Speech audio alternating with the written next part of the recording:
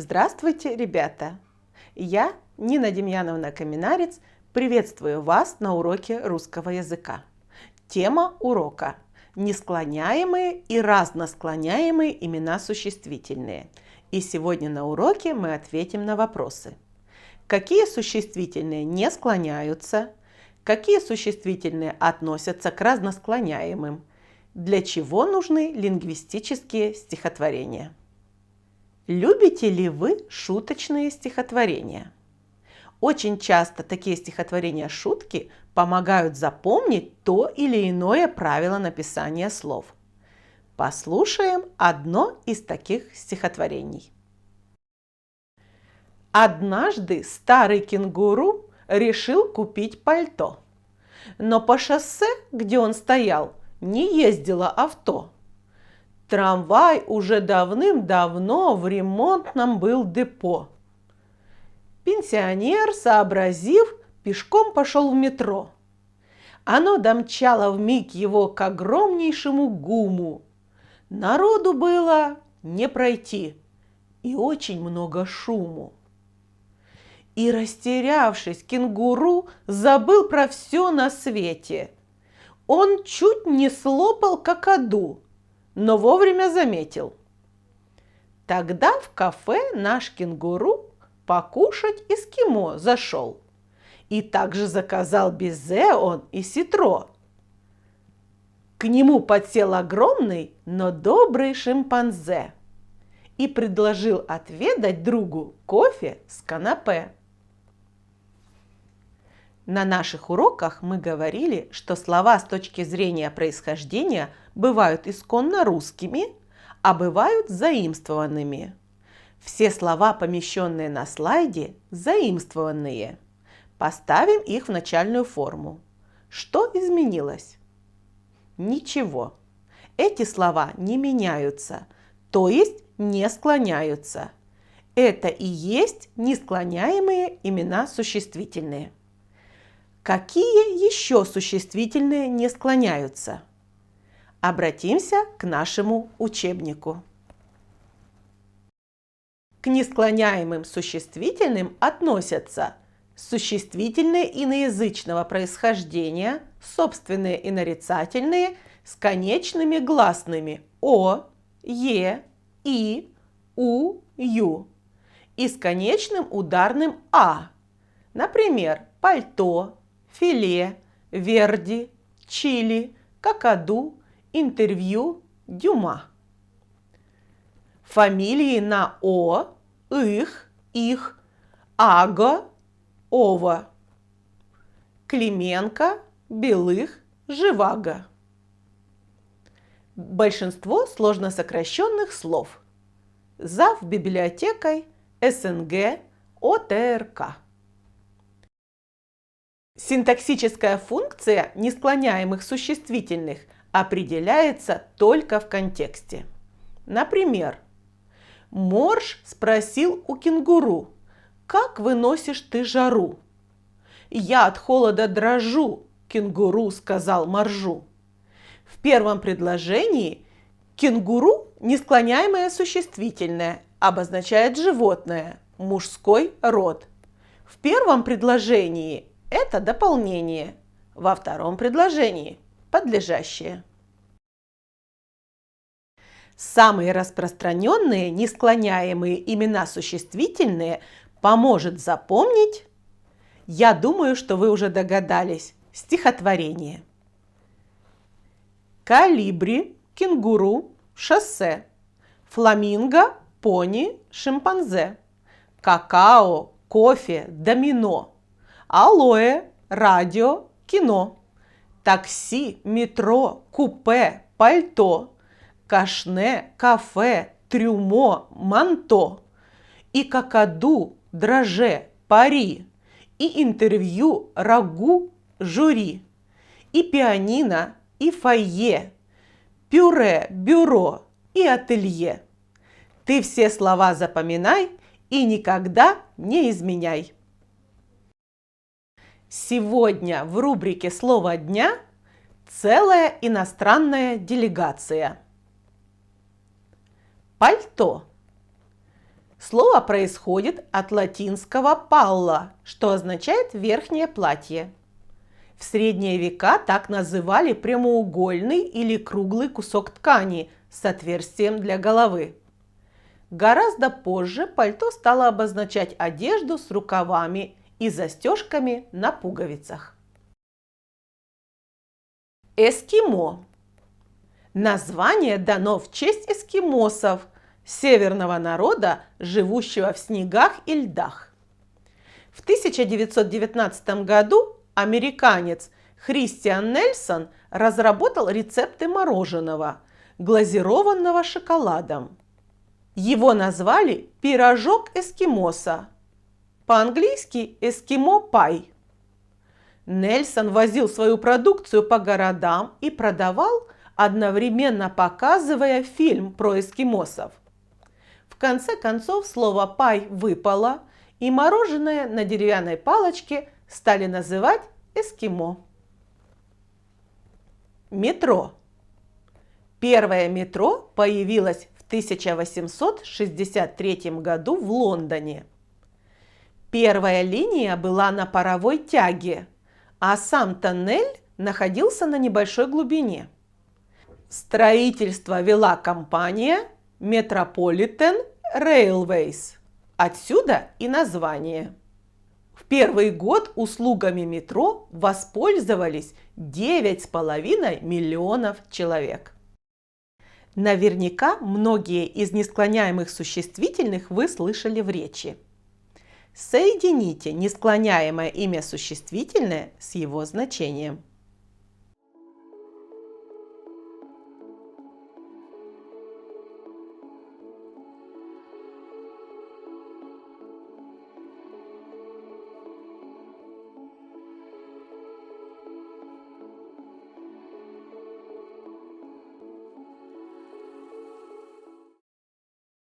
Проверим, как вы справились с заданием. Какаду – особого рода попугай с хохолком. Колибри – очень маленькая птичка отряда длиннокрылых с пестрыми перьями, живущая в Центральной и Южной Америке. Портмоне – небольшой кошелек. Фойе – зал в театре, кинотеатре, клубе для пребывания зрителей во время антрактов, перед началом спектакля, сеанса. Салями – сорт твердой копченой колбасы. Кашпо – декоративная ваза для цветочного горшка. Брокколи – сорт капусты. Жалюзи – шторы, состоящие из жестких пластин. Маэстро – выдающийся музыкант или композитор. Применим наши знания на практике. Вставьте в словосочетание подходящие по смыслу несклоняемые имена существительные.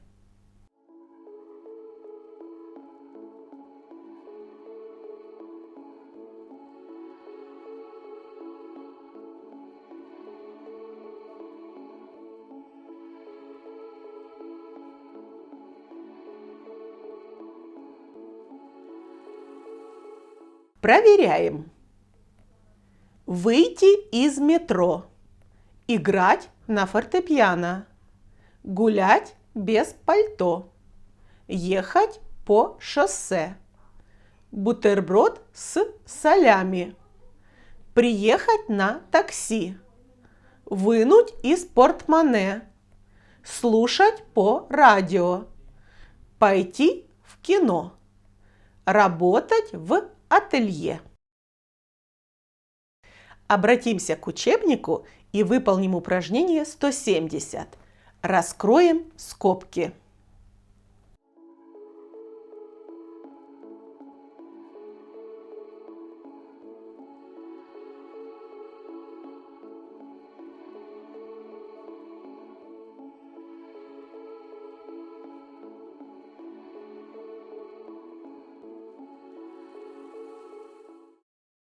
Проверим. Дорогие шестиклассники, не забывайте посещать библиотеку.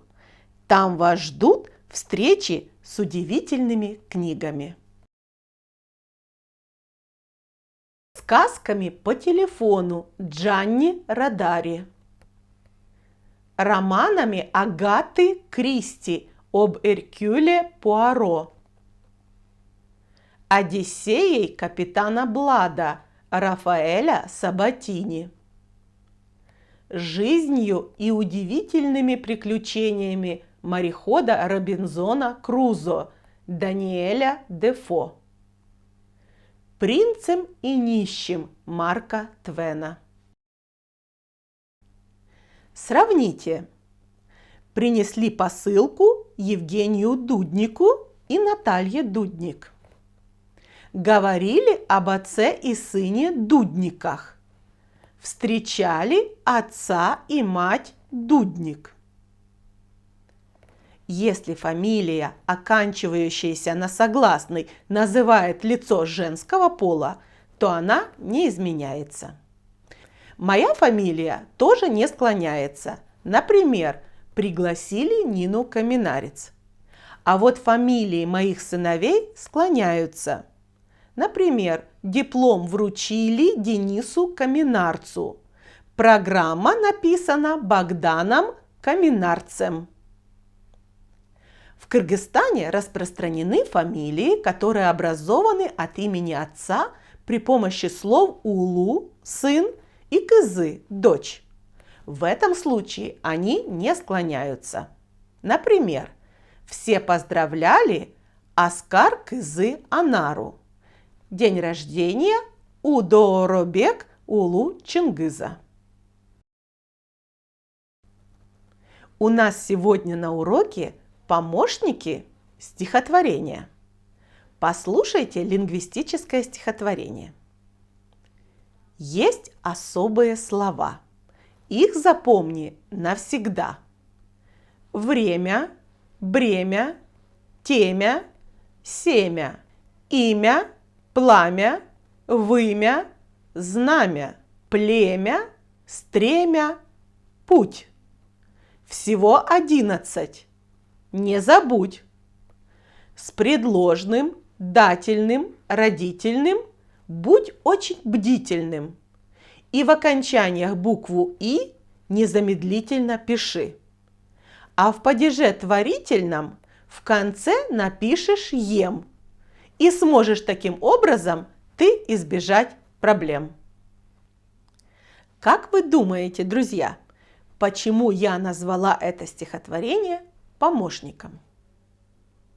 Сравните его с правилом учебника на эту же тему. Имена существительные на «мя» и слово «путь» в родительном, дательном и предложном падежах единственного числа имеют окончание «и», как имена существительные третьего склонения. А в творительном падеже «ем», «ем», как имена существительные второго склонения. Особенности.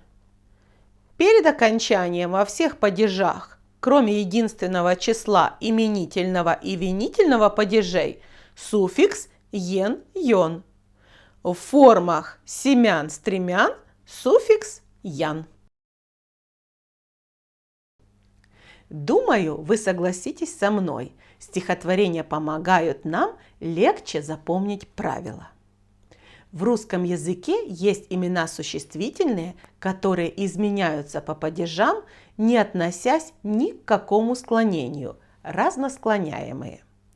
К разносклоняемым относятся 10 существительных на «мя». Повторим их. Время, бремя, темя, семя, имя, пламя, вымя, знамя, племя, стремя и слово «путь».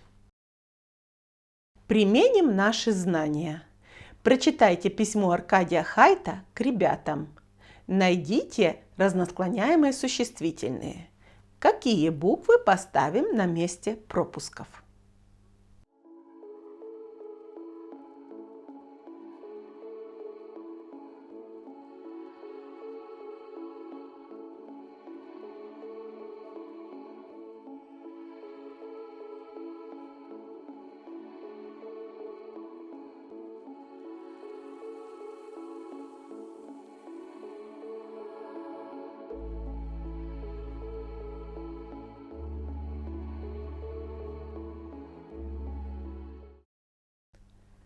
Дорогой друг, прости, не знаю твоего имени. Задумывался ли ты над вопросом, почему у отличников на все хватает времени? И по ботанике заняться изучением семени пшеницы, и в конно-спортивной секции покачаться в стремени. То ли они из другого племени? Говорят, все дело в каком-то особом духовном пламени. О каком особом духовном пламени идет речь в данном тексте? Возможно, ответ нам подскажут пословицы. Какие буквы нужно поставить на месте пропусков в словах из пословиц?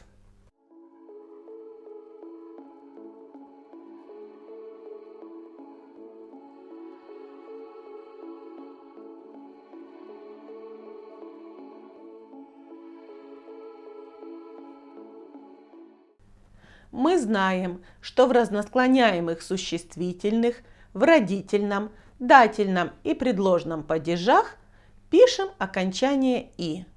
В добром имени, от худого семени, доброго племени, нет бремени, большого пламени, ко времени. А теперь соединим части пословиц.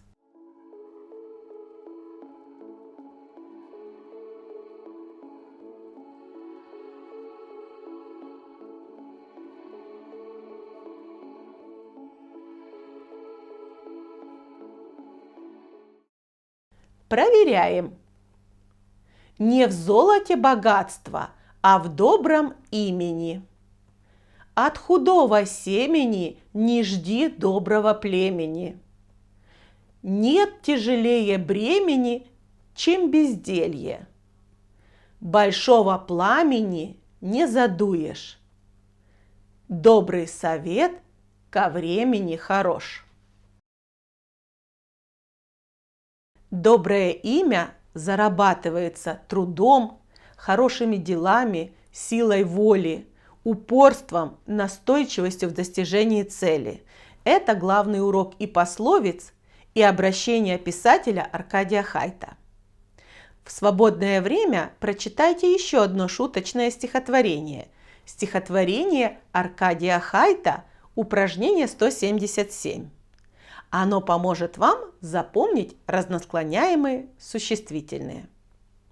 А сегодня на уроке мы ответили на вопросы: какие имена существительные не склоняются, какие имена существительные относятся к разносклоняемым, для чего нужны лингвистические стихотворения.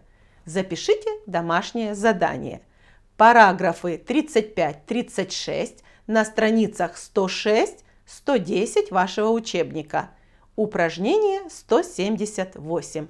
А наш урок завершен. Спасибо, друзья, за внимание. До новых встреч!